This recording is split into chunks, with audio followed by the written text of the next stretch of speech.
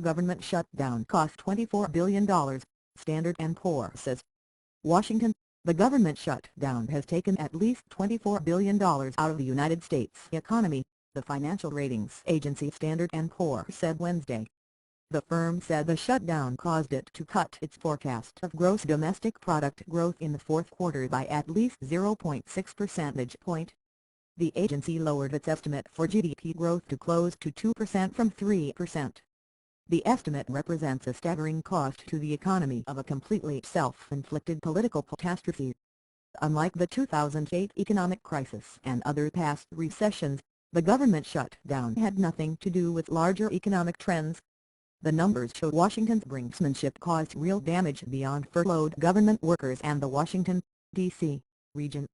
The shutdown came after the Federal Reserve reported modest growth in the economy in September. Reports from the 12 Federal Reserve districts suggest that national economic activity continued to expand at a modest to moderate pace during the reporting period of September through early October, the Federal Reserve wrote Wednesday.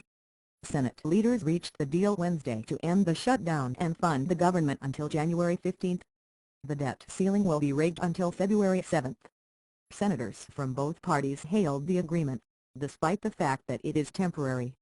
Standard & Poor's warned that even the temporary agreement could have consequences for the United States economy, leading consumers to worry about a sequel to the current crisis.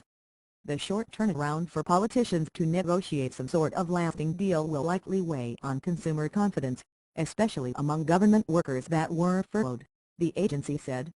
If people are afraid that the government policy brinksmanship will resurface again, and with it the risk of another shutdown or worse, they'll remain afraid to open up their checkbooks. Indeed, many furloughed government workers were anxious, as they waited for Congress to act. "I'm looking at this and going, so shit," said Nick Wolf of Arlington, VA. "I literally had no money. If I didn't get some money in my checking account, I can't pay the rent in November." Jason Cherkes contributed reporting.